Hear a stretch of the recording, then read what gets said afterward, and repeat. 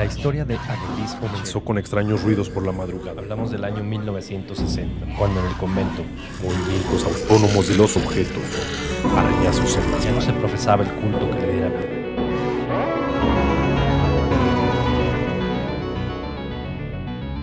Hablemos de terror.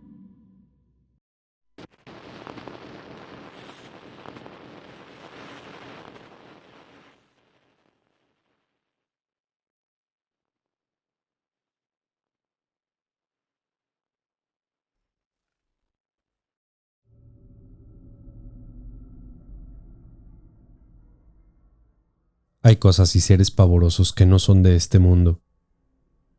Criaturas no creadas por la mano de Dios. Seres impuros, indeseables, aberraciones que no conservan naturaleza original alguna y cuya procedencia es indeterminada. Mezcla de todo lo antinatural y de orígenes tan pavorosos que desconocemos completamente. Tales aberraciones se esconden entre nosotros, en lugares inhóspitos, extremos y en la oscuridad, alejados desde siglos de la vista humana, pues para ellos es mejor permanecer así, como simples leyendas o historias que circulan de boca en boca, de pueblo en pueblo.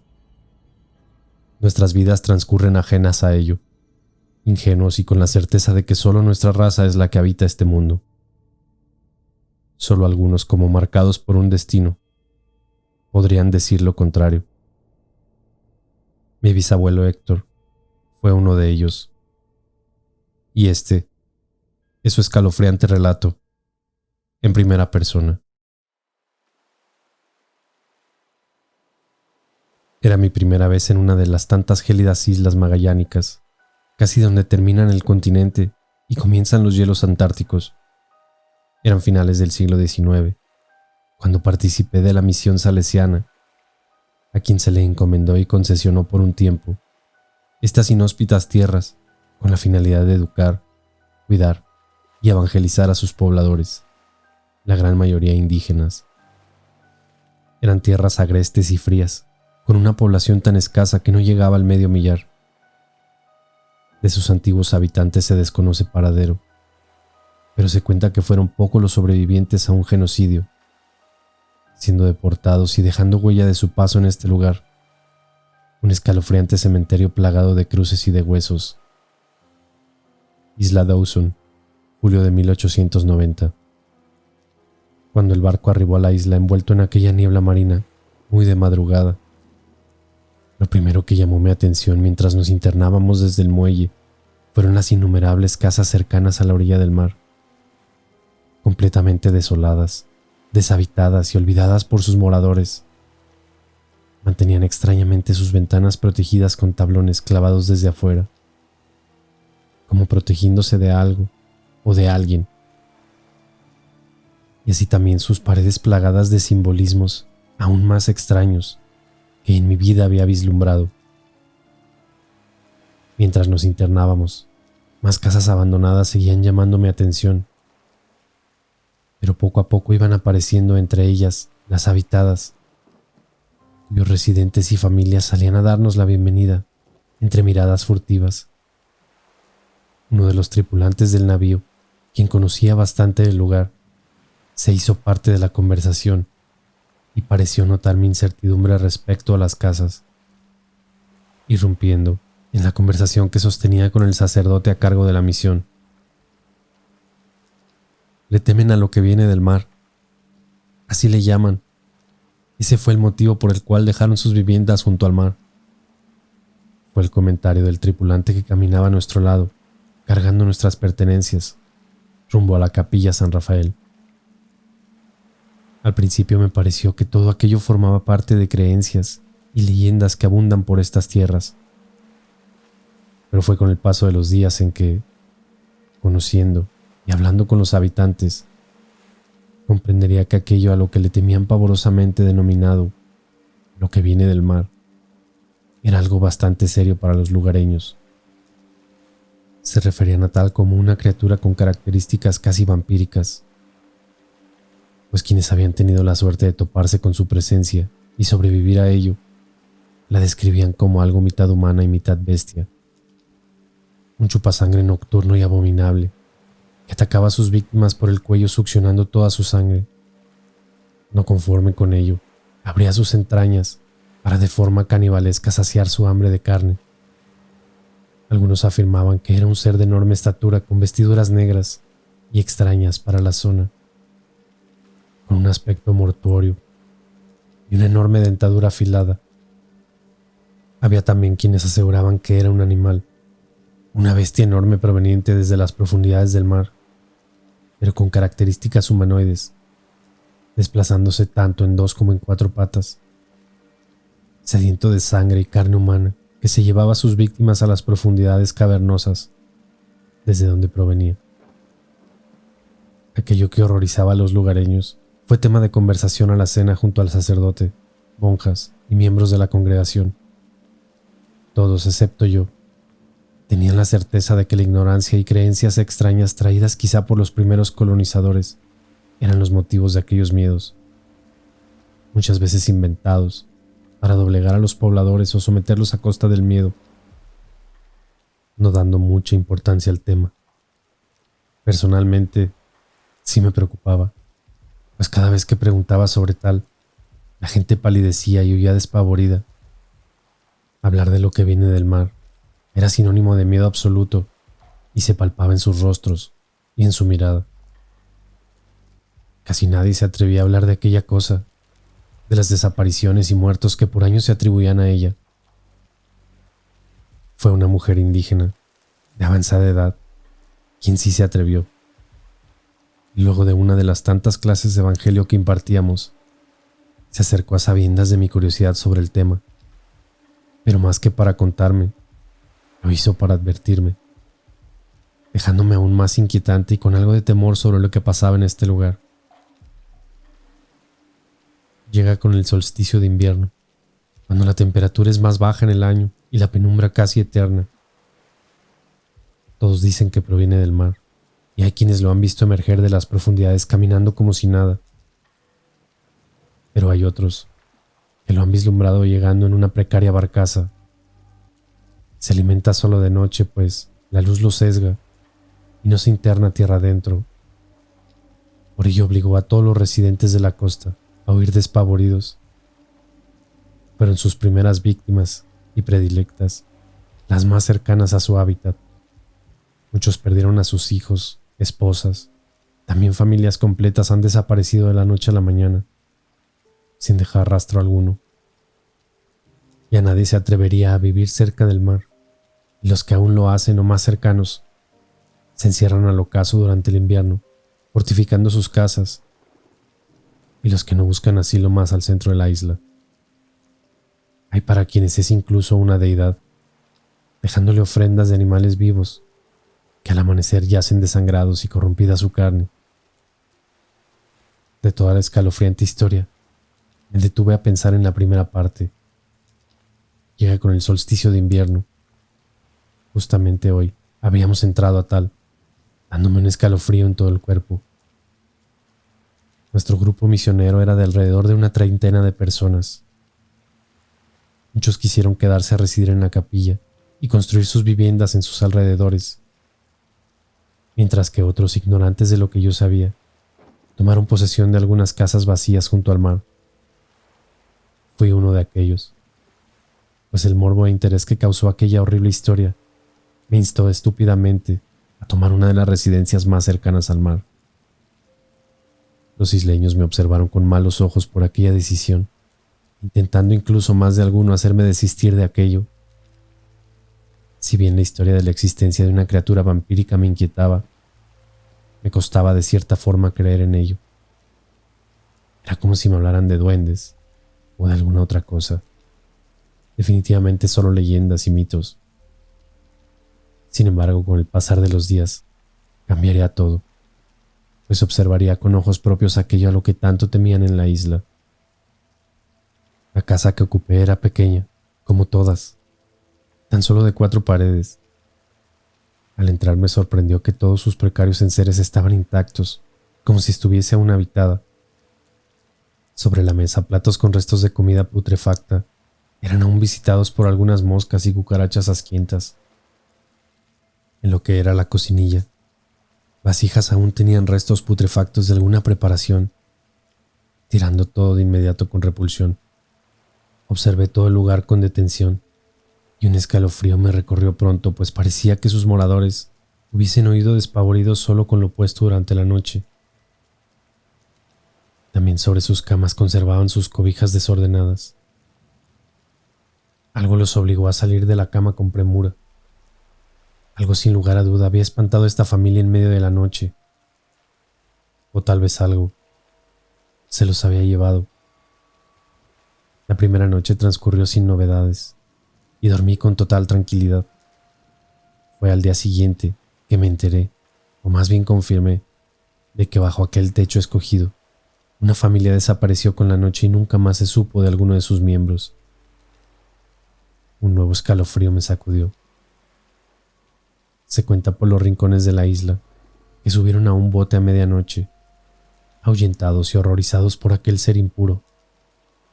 Pero las versiones se contradicen, pues algunos afirman que fue aquel vampiro quien los asesinó y trasladó sus restos como alimento a su escondite. Cada día toda esta historia se ponía más escalofriante, pero también interesante. Algo me atraía de sobremanera pese al miedo y la inquietud que comenzaba a sentir. Mi creencia en Dios es acérrima. Sin embargo, durante la siguiente noche dudé. Cuando tuve el pavoroso encuentro con aquella aberración impía, vislumbrando con ojos propios su horripilante figura vampírica y repugnante. Luego por la mañana, pues luego de tal terrorífica experiencia que me dejó al borde del terror, inquietantes noticias se esparcieron por la isla. Esa noche, sin saber lo que me esperaba, me recosté temprano. Estaba bastante cansado del arduo día, pues me lo pasé entre aseando y removiendo cosas de la casa durante la mañana, y ya por la tarde cumpliendo mis obligaciones demandadas de la misión. Llegué a casa junto al ocaso y me tumbé de inmediato en la cama. La quietud de la isla y el sonido de las olas invitaban al descanso. Sin embargo, aquello pronto se perturbó intempestivamente a medianoche, cuando comencé a sentir extraños ruidos como pisadas sobre las techumbres y luego sobre los alrededores, por las casas que estaban cerca. Me pareció algo confuso, pues las casas continuas estaban totalmente deshabitadas y aquellos miembros de la misión se habían instalado un poco más adentro. Había tomado cierta cautela por todas estas historias y no había quitado las protecciones de las ventanas por seguridad. Por ende, mi visión era casi nula hacia el exterior. Sobresaltado por los ruidos, me incorporé de la cama rápidamente. Pronto aquello parecía caminar sobre mi cabeza, con pisadas fuertes, sin ningún tipo de cautela.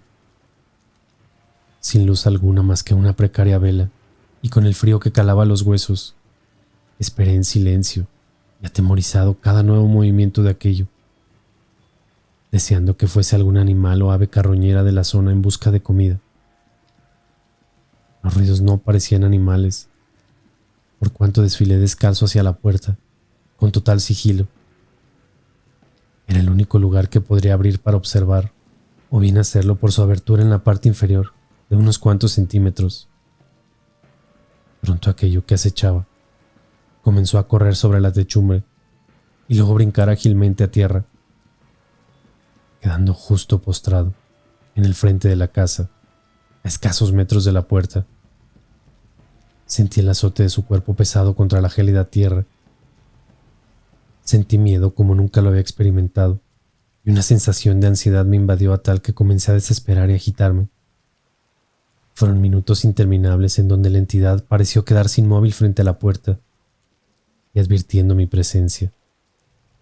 En la quietud podía sentir su agitada respiración animal, y por momentos me pareció haberlo escuchado rugir o emitir lamentos guturales escalofriantes. El pánico por saber qué rayos era lo que estaba allá afuera hizo que me tendiera en el piso con cautela, intentando observar por los escasos centímetros bajo la puerta, esperando vislumbrar algo. Todo era penumbra. Mis ojos tardaron un poco en adaptarse a la negrura, Fue en ese instante cuando divisé con horror unos enormes y anómalos pies, avanzando hasta la puerta. Era algo indescriptible que nunca había visto en mi vida, y de inmediatamente me levanté y tapé mi boca con ambas manos para contener mis alaridos de terror. Sentí que palidecía y me entumía del miedo. Comencé a orar y persignarme para que aquella cosa no hubiese detectado mi presencia. Pronto aquello tras la puerta comenzó a olerme, como olfateando mi sangre, que a esas alturas bombeaba con mucha fuerza mi corazón. Su aspirar era tan profundo y fuerte que podía sentirlo casi sobre mí, separados únicamente por los maderos de la puerta. Luego ya no lo sentí, deslizándome nuevamente sobre el piso para ratificar que se hubiese marchado. No fue así. Esta vez mis ojos se encontraron directos con los de aquella bestia, quien, agazapado, también observaba hacia adentro. No tengo palabras adecuadas o idóneas para describir aquella anomalía. La oscuridad parecía ser su cómplice y deformar aún más su horrible ser. Aquello no era algo de Dios, era algo completamente aberrante, salido del inframundo. Fueron segundos, pero sentí su aliento putrefacto, cuya boca enorme de mandíbula, casi desencajada, poseía tantos colmillos o dientes filosos como no había visto ni en la más fiera especie animal. Divisé uno de sus enormes ojos bajo la puerta, negro como el abismo, en donde incluso me parecía que se reflejaba la precaria vela que tenía sobre el piso. Sus cuencas eran huesudas, sobresalientes y oscuras como el resto de su piel, que en algo alcancé a divisar. Aquello no era piel humana. Era demasiado tarde. Había advertido ya mi presencia y estaba dispuesto a entrar. Unas larguísimas y huesudas falanges pronto cruzaron el umbral bajo la puerta, poseedoras de uñas aún más largas y negras que pronto rasguñaron el piso. Pareció desistir de aquello en segundos, pero para comenzar a arremeter contra la puerta con su propio cuerpo. Sentía cómo tomaba algunos metros de carrera y embestía con toda su fuerza una y otra vez.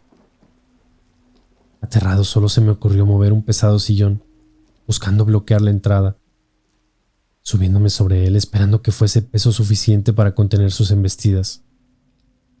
Fueron tantas que perdí la cuenta, y por momentos pensé que el marco de la puerta cedería.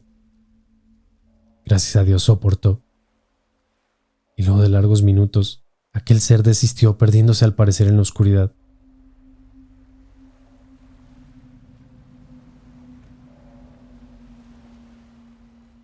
Desperté entumecido sobre el sillón junto a la puerta. Al parecer era ya de madrugada, pero no tenía certeza de aquello debido a que los días invernales eran demasiado grises y penumbrosos. Me cercioré de que el día había llegado y abrí tembloroso la puerta, comenzando a observar el perímetro. Respiré algo más tranquilo y pronto me dispuse rápidamente con rumbo a la capilla. Aún aterrado y tembloroso, y hasta sentía mis piernas flaquear. Durante el trayecto mi mente divagaba entre los recuerdos del horroroso encuentro y de qué forma pondría al corriente a nuestro sacerdote y al resto de la congregación sin parecer un loco.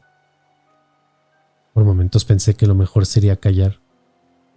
Pero ¿cómo lo haces luego de haber vivido algo así? El gentío se apilaba en las afueras de la parroquia. Algo estaba sucediendo de conmoción pública, y en la medida que me acercaba y me abría paso entre la multitud, pude notar en sus rostros que no era nada bueno. Inquietantes noticias se esparcían por la isla. Los hijos de una familia habían desaparecido durante la noche, y para el pueblo el culpable estaba claro. Aquella aberración no de Dios estaba de vuelta, y los isleños comenzaban nuevamente a vivir tiempos difíciles, tiempos de miedo absoluto. El sacerdote Juan Miguel se negaba rotundamente a creer tales ideas. Como buen creyente, no dio crédito a que la desaparición de los muchachos fuese a causas de algún ser proveniente del mar o de alguna leyenda de la isla. Pero fue al atardecer, cuando el día comenzaba a oscurecerse aún más de lo habitual, cuando comenzó a comprender que para la gente todo esto iba realmente en serio. Al caer el ocaso y en cosa de minutos, diariamente las tierras y caminos quedaban completamente desiertos, como un verdadero pueblo fantasma. Todos prontamente se resguardaban en sus casas, las cuales eran fortificadas como a punto de recibir el impacto de un terrible huracán.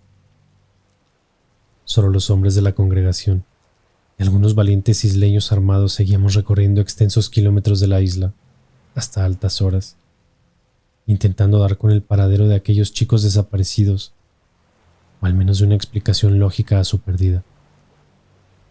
El segundo día de búsqueda, con asombro comprobé aquella parte de la historia que la anciana trajo a mis oídos. En algunas casas, animales eran atados en su frente, manchados con sangre propia para atraer al vampiro hacia sus ofrendas. Ya no podía referirme a tal como solo creencias de isleños o una mera leyenda. Había visto la abominación aquella, y si bien no pude hablarlo oportunamente, no pude seguir conteniendo todo este pavor por más tiempo. Y le conté todo al sacerdote, quien pasmado, lleno de asombro, recibía los acontecimientos experimentados. Esta vez instalé la duda en él y comenzó a creer. Desde aquella noche del encuentro, no había vuelto a la casa. Mis días y noches transcurrieron en dependencias de la parroquia, simplemente por miedo, lo que dio más veracidad a mi relato ante los ojos del sacerdote, quien ya estaba envuelto en dudas e incertidumbres a tal que decidió prontamente organizar un grupo para recorrer el muelle y las zonas costeras, no sin darnos una cátedra antes respecto a los vampiros. Quedé algo confundido, pues, si bien desde que llegamos se negó a creer en ello, tenía bastante información sobre aquellos vinculada a la propia religión. Nos habló de épocas de cazadores de vampiros creados por la misma iglesia, hasta de versiones demoníacas de ellos, en donde Satanás jugaba cierto rol. Todos quedamos atónitos ante la posibilidad de que el ser que viene del mar fuera algo por el estilo. La idea de investigación y más bien de búsqueda organizada era descartar toda esta aberración y llegar a la verdad pensando en nuestra tranquilidad. La misión duraría largos años en la isla y sería complicado lidiar con algo así. Creo, sin embargo, que la idea de un vampiro comenzó a rondar en su cabeza y a inquietarle de sobremanera, pues él mismo lideraría la búsqueda. Quería observar con sus propios ojos si efectivamente los vampiros existen. Bastó solo la primera noche para encontrarnos con aquella bestia, quedando claro que todo esto no eran solo cuentos y habladurías. Eran alrededor de las 9 cuando salimos a la búsqueda de aquel ser. Iluminados únicamente con fulgores de antorchas, nos dirigimos directo a la zona del muelle, donde muchos indicaban haberlo visto emerger del mar. Era el punto neutral, donde comenzó décadas atrás toda esta historia. Avanzamos silentes en la negrura, carcomidos por el miedo ante la posibilidad de enfrentarnos a un vampiro, algo que creo que no está en los planes de nadie. Estábamos prontos a llegar, pero horribles alaridos frenaron nuestro andar y rompieron la quietud de la noche. Era un animal que los emitía, y me parecía a la distancia que se trataba de un chivo o algo así. Seguimos rápidamente los horribles lamentos del pobre animal que parecía estar siendo castigado brutalmente. Pronto fue todo silencio, avanzando cautelosos entre el bosque espeso, desde donde provenían los alaridos. La oscuridad se hizo más abismante ahí dentro, y los inmensos árboles parecían propinarnos una encerrona. Nos internamos varios metros cuando nos topamos con aquel ser impuro y horrendo, indescriptible, como salido de nuestras peores pesadillas. Agazapado en el suelo, digería brutalmente la carne del pobre animal caído. Sus manos enormes y huesudas parecían estar ancladas a la bestia, mientras su boca succionaba toda su sangre a la altura del cuello, con una brutalidad indescriptible. Pareció no vernos ni apreciar los fulgores de las antorchas al comienzo, mientras gélidos e impávidos quedamos frente a esa cosa que no parecía ser de este mundo.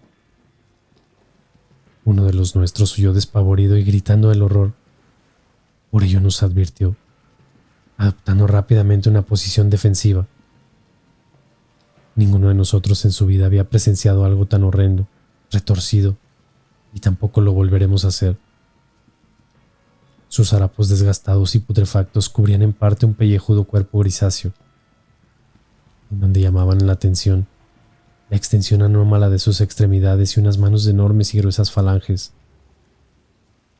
Su cabeza era deforme, con un cráneo alargado y carente de cabello. Sus pómulos protuberantes resaltaban y unos ojos negros como el abismo nos observaron desafiantes. Pero también sentí algo de miedo en ellos. Al ver nuestra ventaja numérica, adoptó una posición defensiva. Nos temía de cierto modo.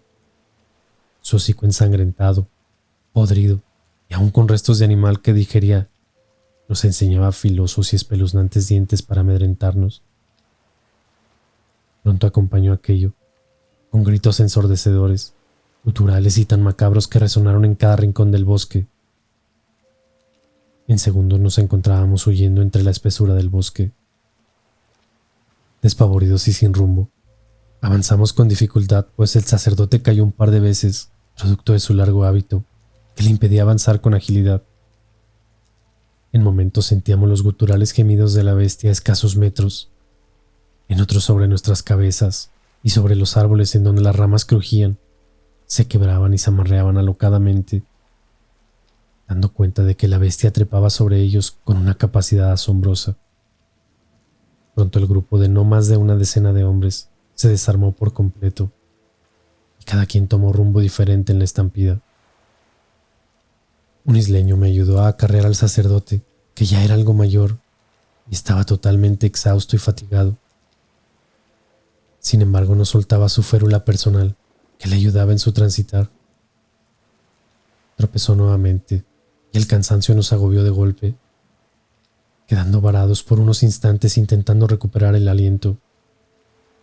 El isleño, consumido por el miedo y armado con un machete, movía la antorcha a nuestro alrededor con desesperación, pues los gritos de aquella bestia parecían sentirse por todos los recovecos del bosque sin dirección clara. Era como si estuviese en todos lados. En un instante, todo nuevamente fue silencio. Solo nuestra agitada respiración se sentía en el lugar. A lo lejos, voces de miembros del grupo se escucharon desorientados pidiendo ayuda, intentando dar con la posición del resto, abandonados y desamparados en la oscuridad. Lo peor vino cuando uno de ellos comenzó a dar lamentos de horror, de sufrimiento, que poco a poco se fueron acallando, transformándose en gemidos agonizantes. Fueron minutos de pavor e incertidumbre interminables, pero también de impotencia en no saber cómo socorrer al resto, pues ni siquiera sabíamos su ubicación.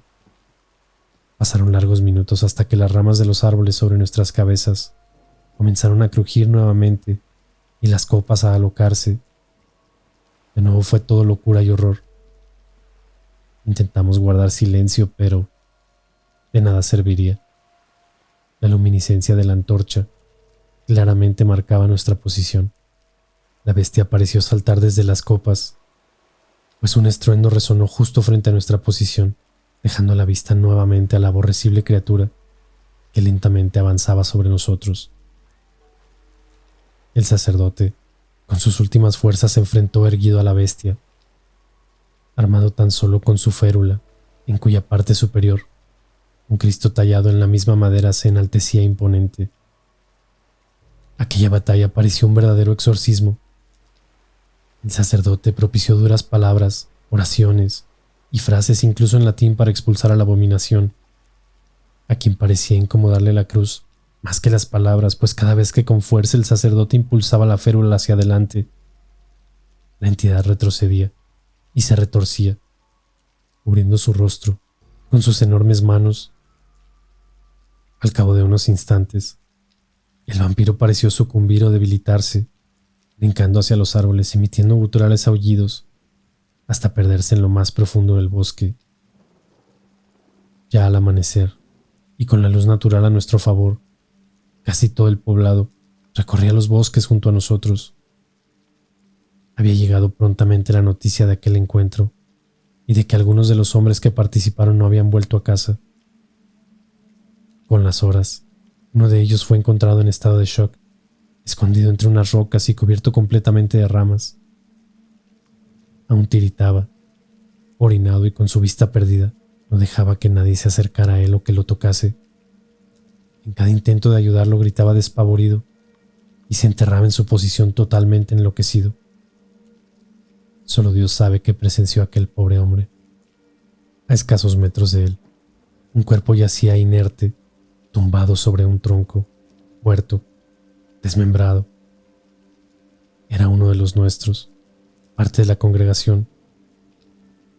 Su estado era horripilante, casi le habían arrancado la cabeza a la altura del cuello, el cual tenía carcomido casi en su totalidad, anómalamente pálido, a tan pocas horas de su deceso.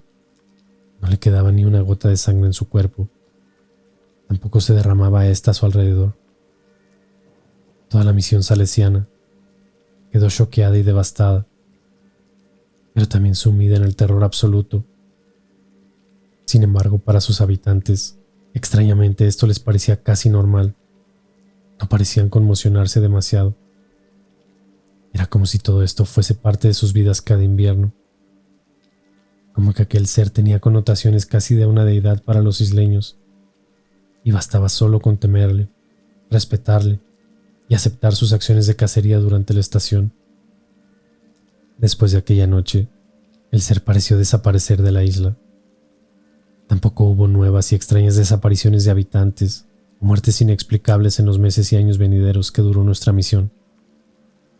Tal vez huyó hacia alguno de los tantos islotes o a una isla mayor, atemorizando a otras tribus o poblados inhóspidos.